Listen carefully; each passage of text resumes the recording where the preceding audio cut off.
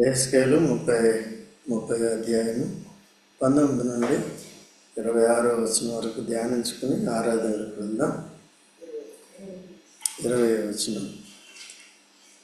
11వ సంవత్సరము మొదటి నెల 7వ దినమున యెహోవా వాక్కు నాకు ప్రత్యక్షమై ఇలాగ సెలవిచ్చింది. దేవుడు ఆయా సమయాల్ని ఎవరికి ఎలాంటి తీర్పులు తీర్చాలో అనే విషయాలు తాను నిర్ణయించి పెట్టుకుంటాడు అన్నమాట. కాబట్టి కరెక్ట్గా అదే రోజు ఏం చేస్తున్నాడు, 11వ సంవత్సరము మొదటి నెల 7వ దినమున యెహోవా వాక్కు ప్రత్యక్షం. ఎవరి విషయంలో ప్రత్యక్షమైంది? ఐగుప్తీయుల విషయంలో, ఫరో విషయంలో ప్రత్యక్షమైంది. ఇక్కడ దేవుడు తన తీర్పుల్ని వెల్లడిపరుస్తున్నాడు. ఎందుకంటే వారు యెహోవాకు విరుద్ధంగా ప్రవర్తించారు, ఇశ్రాయేలుకి హాని చేశారు. లేకపోతే ఇశ్రాయేలు ఐగుప్తు నుంచి దేవుడు తన బాహుబలంతో విమోచించాడు, అద్భుత కార్యాలు చేశాడు, వారి నడ్డి విరిచాడు.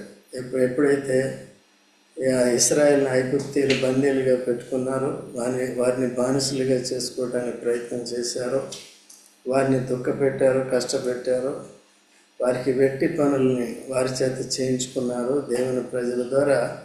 అప్పుడు దేవుడు వారికి తీర్పు తెచ్చాడు, ఫరో రాజ్యానికి తీర్పు తెచ్చాడు. కాబట్టి అనేకమైన తెగుళ్ళు, దాదాపు 10 తెగుళ్ళు అనుమతించి ఫరోని బలహీనుడిగా చేశాడు. యెహోవాయే దేవుడని చెప్పుకునేలాగా వారి దేవతలన్నీ బలహీనమైనవని, వారి దగ్గర ఉన్న మంత్రజ్ఞులు కానీ లేకపోతే ఐగుప్తు జ్ఞానులు కానీ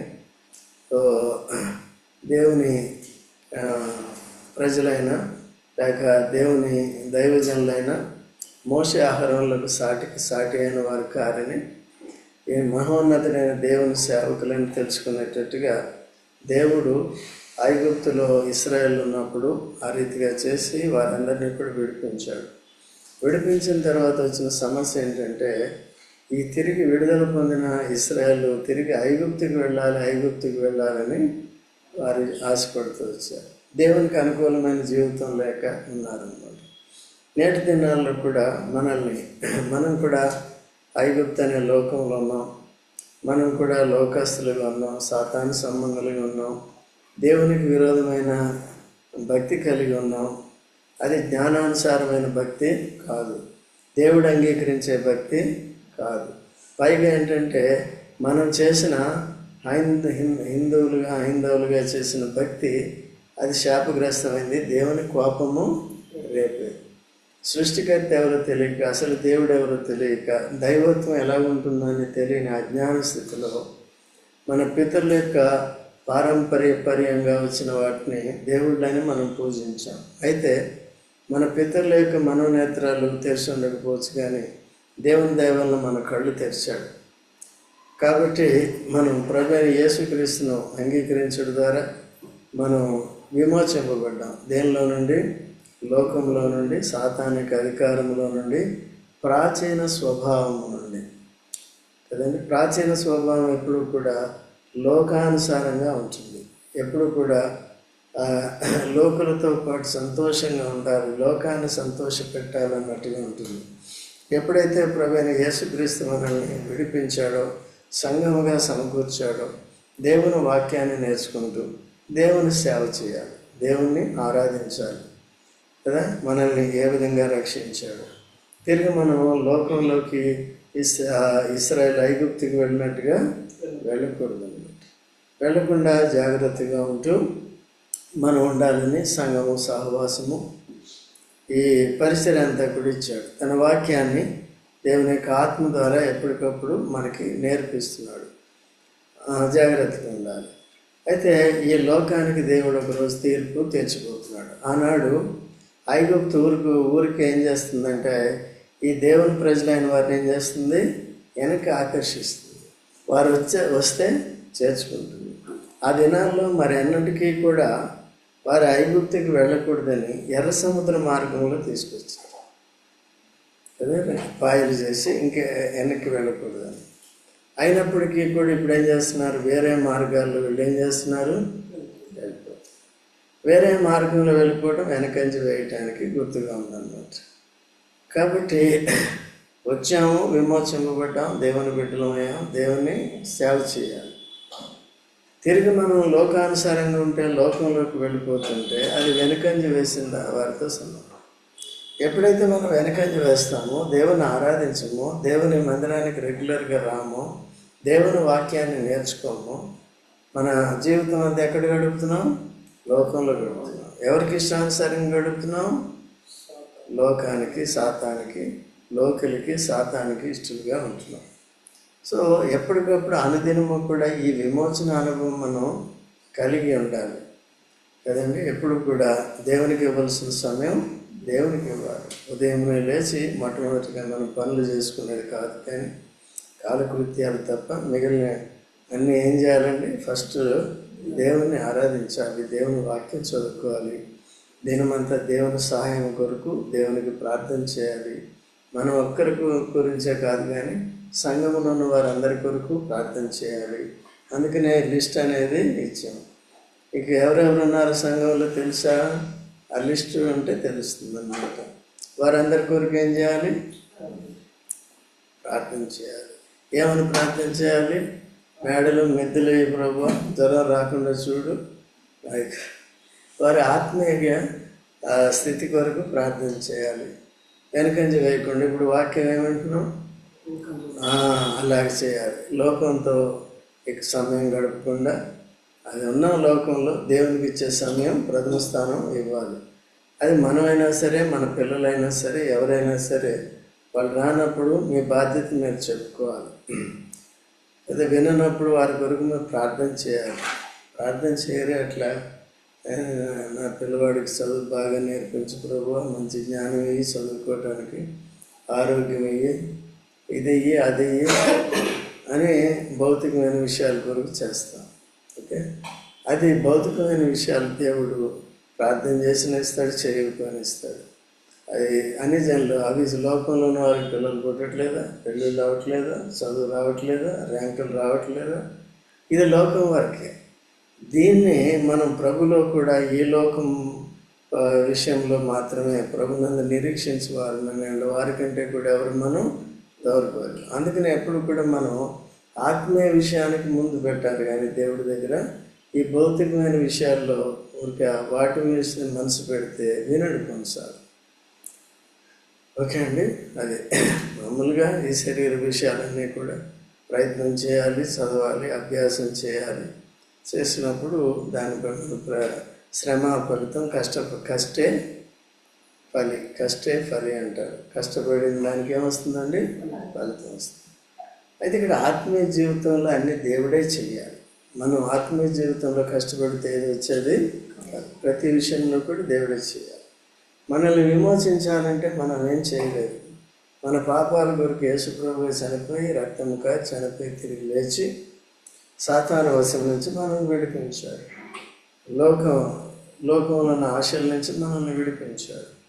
సంఘంలో చేర్చాడు. పరలోక పైన ఉన్న వాటి మీదే మనసు పెట్టుకుని ఈ లోకంలో నడుచుకోవాలని కోరుతున్నాడు. ఓకే అండి, లోకానికి తీర్పు జరుగుతుంది. పంచభూతములు ముఖ్యమైన వెంట్రంతో లయమైపోతాయి. సాతాను కూడా పాతాళంలో బంధించిపోతున్నాడు. చూడండి, ప్రకటన గ్రంథం 20వ అధ్యాయం మొదటి నుంచి చదవండి. మరియు పెద్ద సంఖ్యలను చేత పట్టుకొని అగాధము యొక్క తాళం చెవి గల ఒక దేవదూత పరలోకం నుండి దిగి వచ్చిన. చూసారండి, ఒక దేవదూత పరలోకం నుండి దిగి వచ్చింది. ఏం పట్టుకుని? అగాధం అంటే పాతాళ లోకం యొక్క తాళపు చెవిని తీసుకున్నది. తాళం వేసింది పాతాళం, కాబట్టి తీసుకుని వచ్చింది. అతడు ఆది సర్పమును అనగా అపవాది. ఆది సర్పం అంటే ఎవరండి? అవ్వని మోసం చేసి ఫస్ట్ సర్పరూపంలో వచ్చింది ఎవరు? సాతాను వచ్చి అవ్వని మోసం చేసింది. అవ్వ ఆదామును మోసం చేసింది. ఇద్దరు కలిసి, చెప్పండి గుప్తా గారు, ఇద్దరు కలిసి మనల్ని మోసం. ఇద్దరు కలిసి విజయమ్మ ఎవరిని మోసం చేశారు? ఇప్పుడు ఆదాములోనే కదా మనం అందుకని ఆదాములో నుండి క్రీస్తులోనికి తీసుకురావాలని క్రీస్తుని పంపించాడు. ఆదాములో నుండి క్రీస్తులోకి రాకపోతే ఆదాములో ఉన్న వారందరికీ శ్రమ, శాపం, నిత్య నరకం. అయితే మొట్టమొదటిగా యేసుక్రీస్తు ప్రభు ఏం చేస్తున్నాడంటే దేవదూతను పంపించి పాతాళలోక యొక్క ద్వారా అది తాళం చేయించి పంపించాడు. తర్వాత ఏం జరిగింది?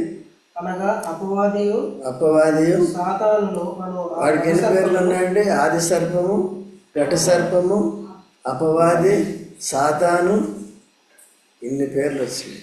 అంటే ఇన్ని రకాలుగా వాడు ఏం చేస్తున్నాడు? అపవాది అంటే అర్థం ఏంటి?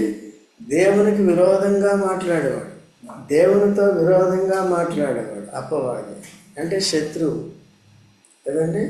మీరు నేను స్నేహితులు, అయితే మీరు శత్రువుగా మారితే అపవాదం. నేను చెప్పింది ఏది కూడా అంగీకరించరు. అట్లా తయారయ్యి దేవుని కార్యాలను పాడు చేసి దేవుని మహిమను దొంగిలించి దేవునికి మహిమ చెందకుండా చేసేవాడు వీడన్నమాట. అందుకని వీడు ఏం చేస్తున్నాడు? తర్వాత ఆ ఘట సర్పమును పట్టుకొని 1000 సంవత్సరములు వాడిని బంధించి ఏం చేశారు? వాడిని ఏం చేశారు? 1000 సంవత్సరములు బంధించి మీరు నేను పట్టుకోగలమా? అబ్బా, వాడు చాలా బలవంతుడు. కాబట్టి దేవదూత వచ్చి సంఖ్యలతో బంధించి దాన్ని తాళం తీసి 1000 సంవత్సరాలు ఎక్కడేశాడు? 1000 సంవత్సరాలు ఎందుకు వేశాడు? 1000 సంవత్సరాలు యేసుక్రీస్తు ప్రభు ఈ భూమి మీద పరిపాలన చేస్తాడు. ఎవరితో చేస్తాడు? మనతో, రక్షణ పొందిన వారందరితో. అందుకని యేసుక్రీస్తు ప్రభుతో ఉండాలంటే మనం నమ్మకంగా ఉండాలి. చూడండి, ప్రకటన 17:14. ప్రకటన 17:14. వీరు గొర్రెపిల్లతో యుద్ధము చేతురు కానీ గొర్రెపిల్ల ప్రభులకు ప్రభు, రాజులకు రాజునై ఉన్నందున తనతో కూడా ఉండిన వారు, పిలువబడిన వారై, ఏర్పరచబడిన వారై, నమ్మకమైన వారై ఉన్నందున ఆయన రాజులను జయించును. ఎవరు జయిస్తారు? గొర్రెపిల్ల. గొర్రెపిల్ల అంటే ఎవరండి? సిలువ వేయబడిన యేసుక్రీస్తు ప్రభు. మానవాడి పాపాన్ని పరిహరించుటకై సిలువ వేయబడిన యేసు ప్రభు, తిరిగి లేచిన యేసు ప్రభు, మన పాప పరిహారం కొరకు రక్తం కార్చిన యేసు ప్రభు. గొర్రెపిల్ల. గొర్రెపిల్ల ఎవరితో యుద్ధం చేస్తుంది? రాజులతో యుద్ధం చేస్తాడు. అంటే ఆయన ఎవరంటే రాజులకు రాజు, ప్రభువులకు ప్రభు. గొర్రెపిల్ల అంటే మొట్టమొదటిగా వచ్చినప్పుడు దీనుడిగా వచ్చాడు. రెండోసారి రాజులకు రాజు, ప్రభులకు ప్రభుగా, సర్వశక్తిమంతుడిగా, మహిమా స్వరూపుగా భూమి మీదకి దిగి రాబోతున్నాడు. భూమి మీద సాతానుడు చేసిన పని ఏంటంటే యేసు ప్రభునే ఉండకుండా చేశాడు. ఈ భూమి ఎవరిది? ఆకాశం ఎవరిది? భూమి ఆకాశమును సృజించిన వాడు దేవుడు. తన పోలికలో ఆదామును చేసిన వాడు దేవుడు. ఆదాము కొరకు శ్రేష్టమైన దాన్ని సిద్ధపరిచిన వాడు దేవుడు. ఏదైనా తోటను సిద్ధపరిచిన వాడు, ఏదైనా పరదేశకి గుర్తుగా ఉంది, సిద్ధపరిచిన వాడు దేవుడు. అలాగా ఆదామును పాడు చేశాడు, యేసు ప్రభుని సిలువకు అప్పగించాడు, మరణాన్ని జయించాడు. ఇప్పుడు రెండోసారి వచ్చినప్పుడు వాడి పని పడతాడు. ఎవరి పని? సాతాను పని పడతాడు. విరోధులందరి పని పడతాడు. విరోధులు పని పడతాడు. ఎవరు విరోధులు? యేసు ప్రభు విరోధులు కదా. వీడిని ఎన్ని సంవత్సరాలు బంధిస్తాడు? 1000 సంవత్సరాలు. 1000 సంవత్సరాల్లో యేసుక్రీస్తు ప్రభు రాజులకు రాజుగా, ప్రభులకు ప్రభుగా భూమి మీద పరిపాలిస్తాడు. ఆయనతో పాటు ఎవరుంటారు? మనం ఉంటాం. మనం ఎలాగుండాలి? ఇలాగుంటే ఉంటాం. మొదటిగా నమ్మకమైన వారు, ఏర్పరచబడిన వారు, పిలువబడిన వారే, ఏర్పరచబడిన వారే. చూసారు? పిలువబడిన వారంటే ప్రయాసపడి భారం మోయించిన సమస్తమైన వారులారా రండి. వచ్చారా లేదా? మన పాప భారం అంతా ఎవరు భరించారు? యేసు ప్రభువు. అందుకనే చనిపోయాడు. మన భారం అంతా తన మీద పడింది. ఎప్పుడైతే మన పాపం తన మీదకి వెళ్ళిందో పరిశుద్ధుడైన యేసుప్రభు మీదకి తండ్రి అయిన దేవుడు యేసుప్రభు చెయ్యి వదిలేశాడు. వదిలేస్తే శిక్ష ఆయన మీద పడింది. సరే, మనందరి పాపం పరిహారం చేసి కొరకే చనిపోయాడు కాబట్టి, పాపం పరిహారం చేశాడు కాబట్టి, చనిపోయిన తర్వాత 3వ రోజున దేవుడు ఏం చేశాడు? యేసుప్రభుని తిరిగి లేపి ఇప్పుడు ఆయనకి సర్వాధికారం ఇచ్చేసాడు. ఇప్పుడు అంత అధికారం నీదే, నా కుమారుడు, నువ్వే చూసుకుంటా. ఇంట్లో తల్లిదండ్రులు ముసలోళ్ళు అయిపోయినప్పుడు పెద్ద కుమారుడికి ఎవరికి ఏం చేస్తారండి? బాధ్యతలన్నీ అప్పగించేస్తారు. అట్లా ఇప్పుడు బాధ్యత ఉంది ఎవరిది? యేసు ప్రభుది. అయితే ఇప్పుడు యేసు ప్రభుతో మనము కేవలం రక్షణ పొందాను, ఎప్పుడో నాకు ఇష్టం వచ్చినప్పుడు వస్తాను అని వాక్యం సరిగా నేర్చుకోక, బాప్తిజం తీసుకోక, నిర్లక్ష్యంగా ఉండటం, ఎక్కువ సమయం లోకానుసారంగా గడపటం, ఇవన్నీ కాకుండా ప్రభుతో ఎలా ఉండాలి? మొట్టమొదటిగా పిలువబడిన వారంటే ఎప్పుడు కూడా ప్రభుని వెంబడిస్తారు అన్నమాట. ఇప్పుడు పేతురు మిగిలిన శిష్యులు ఉన్నారు కదా, వారిని దేవుడు ఏం చేశాడు? ఇంట్లో పండుకున్నారా? ఏం చేశాడు? వచ్చి వెళ్ళిపోయారా? మళ్ళీ వెళ్ళలేదు. మనం అంటుకుపోయారు. మనం ఏం చేస్తాం? వదిలేస్తాం. ఆదివారం ఒక్కరోజు కొద్దిగా పట్టుకుంటాం, అది కూడా 5:30 కంటే 6 గంటలకి. పిలుపుకి తగినట్టుగా నడుచుకోవాలి. వాళ్ళు వెంటనే వచ్చారు. తర్వాత అడుక్కునే వాళ్ళు, గుడ్డి వాళ్ళు ఆ యేసు ప్రభుని అడిగారు, ప్రభువా మాకు దృష్టిని కళ్ళు తెరిస్తే ఏం చేశారు? వెంటనే వెంబడించారు. అయితే మనమైతే కొంతమంది అలాగే ఉంటారు. 10 మంది కుష్ఠరోగులు బాగు చేస్తే ఎంతమంది వచ్చి ఆరాధించారు ప్రభుని? మిగిలిన 90 మనం దేంట్లో ఉన్నాము? ఆ ఒక్కళ్ళలో ఉండాలి. వాడు పిలవబడ్డాడు, వాడు నమ్మకమైనవాడు, వాడు ఏర్పరచుకోవాలి. నీ విషయంలో, నా విషయంలో కూడా ఎట్లా ఉండాలి? ఇటువంటి సాక్ష్యం కలిగి ఉండాలి. ఇది తమాషా కాదు. ఈరోజు మనం చూడబోయేది కనపడకపోవచ్చు, కానీ ఖచ్చితంగా జరిగి వెళ్తుంది. దేవుని వాక్యం సత్యం. కాబట్టి ఇప్పుడు మనం ఎలా ఉండాలంటే లోకానికి తీర్పు రాబోతుంది. ఆ దినాల్లో కూడా ఇశ్రాయేల్ని విడిచిపెట్టేటప్పుడు కూడా నానా ఇబ్బందులు పెట్టాడు కదా. దేవుని మాట వినలేదు. చివరికి దేవుడు, సర్వశక్తిమంతుడైన దేవుడు వారందరినీ కూడా విడిపించి నడిపించాడు. తిరిగి పదే ఈ విడుదల పొందిన ఇశ్రాయేల్ని, ఐగుప్తు నుంచి వచ్చిన ఇశ్రాయేల్ని వాడు ఏం చేస్తున్నాడు? వెనక్కి చూడండి. యెషయా గ్రంథం 30వ అధ్యాయం మొదటి నుంచి చదవండి. యెషయా గ్రంథం 31. యెహోవా వాక్కు ఇదే, లోబడిన పిల్లలకు శ్రమ. ఎవరికండి? లోబడి.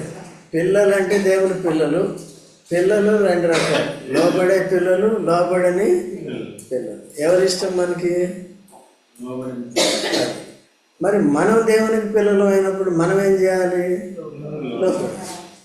మనకి, మీకు 2 పిల్లలుంటే ఏ పిల్లలు అంటే ఇష్టం? లోబడేవారంటే ఇష్టం. మరి దేవుని పిల్లలు అయినప్పుడు మనం ఏం కావాలి? అందుకనే లోబడని పిల్లలు కానీ. పిల్లలకి ఎవరండి? ఏముంది? తర్వాత ఏం చేస్తున్నారండి? పాపానికి పాపము కూర్చుకున్నట్లు. దేవునికి వేరుగా ఉంటాయి. పాపానికి పాపం కూర్చుకున్నట్లుగా వారు నన్ను అడగక ఆలోచన చేయదు. చూసారు, నన్ను అడగకుండా ఏం చేస్తున్నారు వాళ్ళు? అటు వెళ్దాం, ఇటు వెళ్దాం, పిక్నిక్ వెళ్దాం, అక్కడికి వెళ్దాం, అది చూద్దాం, ఇది చూద్దాం.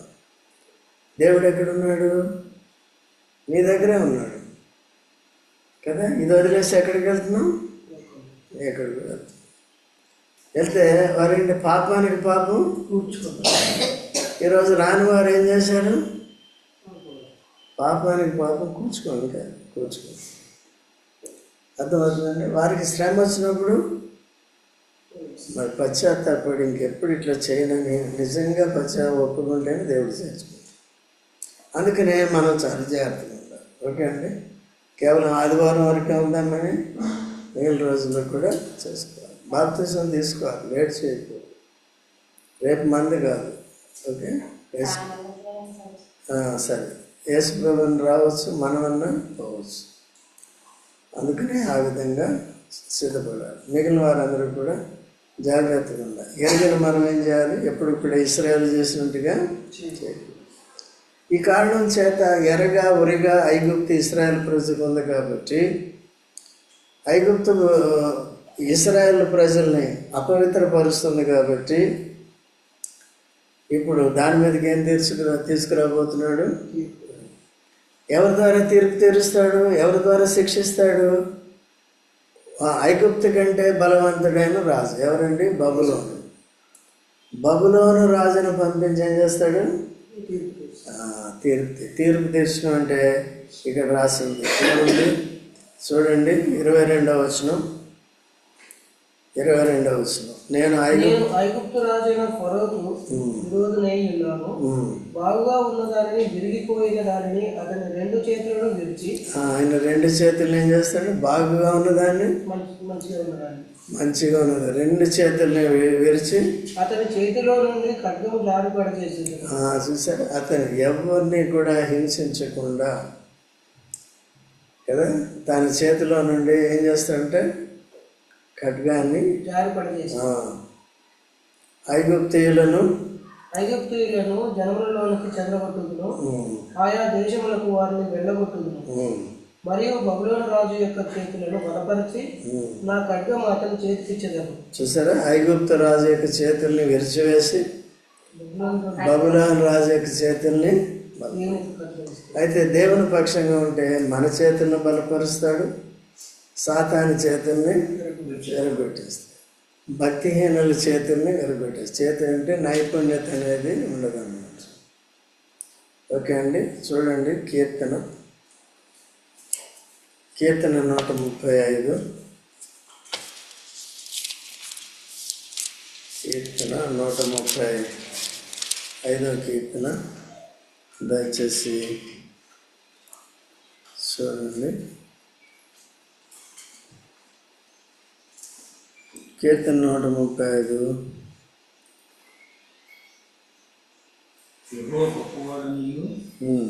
మన ప్రభు సమస్త దేవతల కంటే గొప్పవాడని ఎదుగుతుంది. ఆకాశం ఎందును, భూమి ఎందును, అది కాదండి. 137:5. 137:5. యెరూషలేమా, నేను నిన్ను మరచిన యెడల.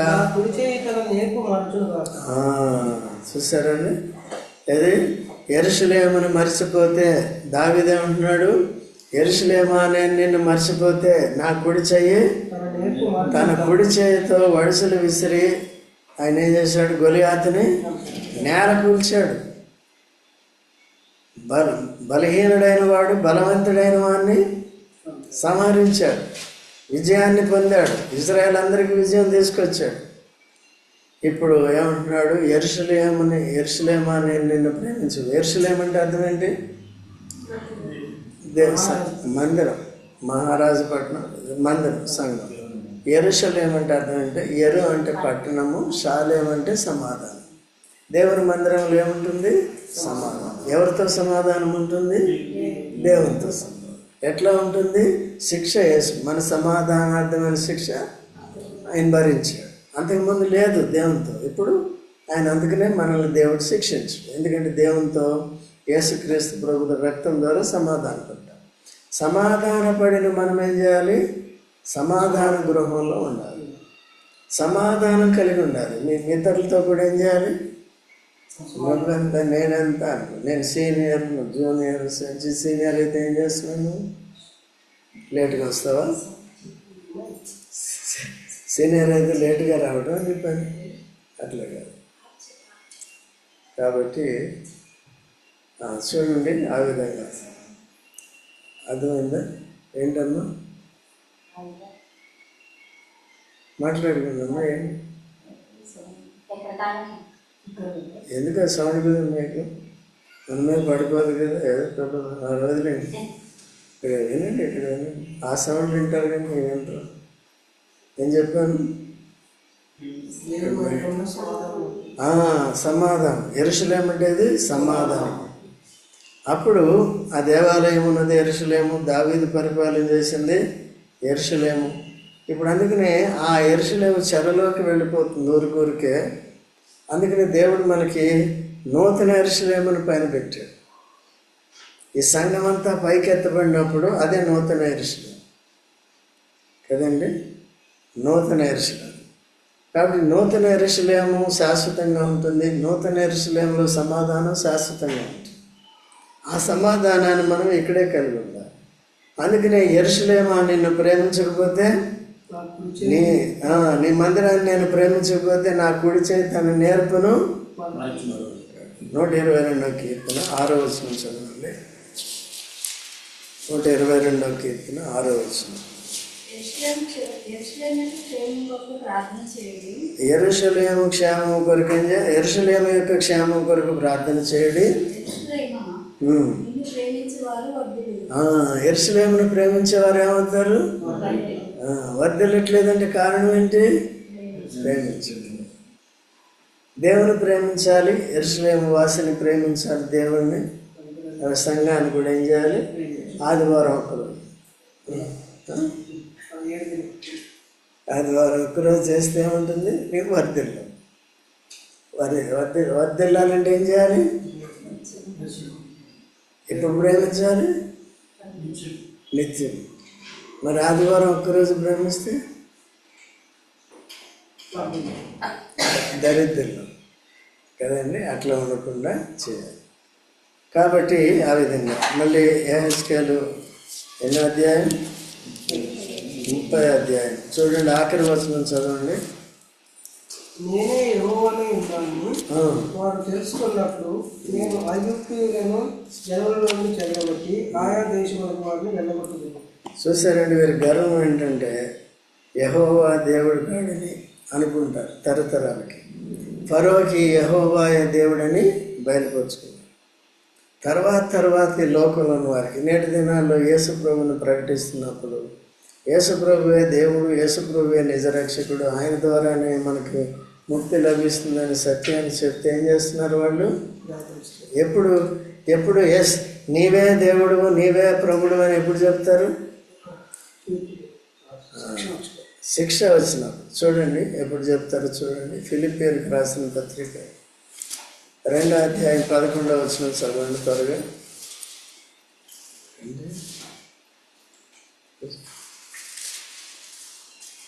చదవండి త్వరగా. ప్రతి వారి నాలుకయు తండ్రి అయిన దేవుని మహిమార్థమై యేసుక్రీస్తు ప్రభువుని ఒప్పుకున్నట్లు. ఏది? యేసు ప్రభు ఎవరండి? యేసు ఎవరు? ప్రభు అని ఒప్పుకోవాలి. దేవుడు ప్రభు అని ఒప్పుకోవాలి. దేవుడు ఆయన అధికముగా హెచ్చించి ప్రతి నామములకు పైనామమును ఆయనకు అనుగ్రహించాడు కదా. ఏ నామం గొప్పది? యేసు నామం గొప్పది. ఎన్నో పేర్లు ఉన్నాయి, మహానుభావుల పేర్లు ఉన్నాయి, దేవతలు దేవుళ్ళు అనబడిన వారి పేర్లు ఉన్నాయి. అన్ని పేర్ల కంటే గొప్ప పేరు ఏది? అందుకనే యేసు ప్రభు నామం అత్యున్నతంగా ఇచ్చింది. యేసు నామంలో తప్ప మరి ఏ ఇతర నామమున నీకేం కలగదు? రక్షణ కలదు. యేసు నామంలో తప్ప నీ ప్రార్థనకు జవాబు రాదు. యేసు నామంలో నడు. యేసు నామంలోనే నీకు రక్షణ, యేసు నామంలోనే నీ ప్రార్థనకి జవాబు, యేసు నామంలోనే నువ్వు ఏది చేసినా ప్రతిఫలం దొరుకుతుంది నిత్యత్వంలో. ఓకే అండి. తర్వాత చదువుతావా? తర్వాత ఎవరైనా సరిగ్గా చదవండి అన్నా చదివా? 9 నుంచి అందులే, అక్కడి నుంచి చదువు చాలు. కాగా నా ప్రియులారా, మీరు ఎల్లప్పుడూ విధేయులై ఉన్న ప్రకారము నా ఎదుట ఉన్నప్పుడు మాత్రమే కాక మరి ఎక్కువగా నేను మీతో లేని ఈ కాలమందును భయముతోను వణుకుతోను మీ సొంత రక్షణ ఏం చేయాలంట? ఇప్పుడు మనం యేసు ప్రభు నామం ఏం చేస్తున్నాం? మోకరిస్తున్నాం ఇప్పుడే. అయితే వాళ్ళు ఎప్పుడు మోకరిస్తారు? యేసే ప్రభు అని ఒప్పుకుంటారు. రెండవది యేసు ప్రభు నామం ఏం చేస్తారు? వాళ్ళు మోకరిస్తారు. ఎందుకంటే వాళ్ళు నమ్ముకున్న దేవతలు వారిని రక్షించలేదు. వారిని నమ్ముకున్న దేవతలు బట్టి మోసపోయారు. సో తీర్పులోకి వచ్చారు కాబట్టి తీర్పు తీర్చేటప్పుడు ఏం చేయాలి? మోకరించి యేసు నీవే ప్రభు అని ఒప్పుకున్నా వారికి రక్షణ లేదు. ఏం చేస్తారు? వాడిని దొంగతనం చేసామండి, సాగర్ దొంగతనం చేసాము, లేకపోతే ఇంకేదైనా పెద్ద క్రైమ్ చేసాము, హత్య చేసాము, ఎక్కడికి చేశారనుకోండి ఎవరైనా, మళ్ళీ కోర్టుకి తీసుకెళ్తారు పోలీసులు. ఆ కోర్టు దగ్గర ఇంకెప్పుడు హత్యలు చేయను, నన్ను వదిలేయండి, వదిలేస్తాడా? ఏం చేయాలండి? ఈ లోకంలో చేయకూడదు. సరే, దేవుని విషయంలో యేసుక్రీస్తు ప్రభు నేను నిరాకరించిన వారికి ఇక అది నిత్యమైన పాపంగా అయిపోతుంది. అది క్షమించలేనటువంటి పాపం. అందుకనే దానికి ఏమవుతుంది? క్షమించే పాపాలు ఉంటాయి, క్షమించరాని పాపం. కాబట్టి ఇక్కడ పరిశుద్ధాత్మ సాక్ష్యం ఇస్తున్నాడు. తర్వాత చూసిన వారు, దేన్ని మేము చూసితమో, దేన్ని తాకితమో, దేన్ని నిదానించి కనుగొంటమో దాన్నే మీకు ఏం చేస్తున్నాం? వారి సాక్ష్యాన్ని కూడా వినట్లేదు. వారి ద్వారా పరిశుద్ధాత్మ సాక్ష్యం ఇస్తే కూడా వినట్లేదు. వీరందరికీ ఏంటండి? నిత్యమైన తీర్పు, ఇంకా కనికరం లేని తీర్పు పొందుతారు. అందుకనే నిత్యమైన శిక్షలోకి వెళ్ళిపోతారు. అక్కడికి వెళ్ళిన తర్వాత డబ్బు దిగు అంటే ఏం లాభం? అయితే దాని నుంచి మనల్ని తప్పించాడు కాబట్టి ఈ అశ్రద్ధ ఎందుకు? దావీదు వలె మనం యెరూషలేముని, దేవుని మందిరాన్ని ఎందుకు ప్రేమించము అని చూసుకోవాలి. ఓకే, కాబట్టి అలా చేసి మనం ఏం చేయాలి? దేవునికి ఇష్టలుగా ఉండాలి. యెరూషలేమును ప్రేమించేవారు ఏమవుతారంట? వారు తెలిపారు. యెరూషలేమును ప్రేమించకపోతే ఏమవుతుందంటే దావీదు అంటాడు, నా కుడి చేయి తన నేర్పును మరచను కాక. లేకపోతే మన ప్రార్థనకి జవాబు దొరకదు. అట్లా లేకుండా జాగ్రత్తగా ఉన్న ఆరాధన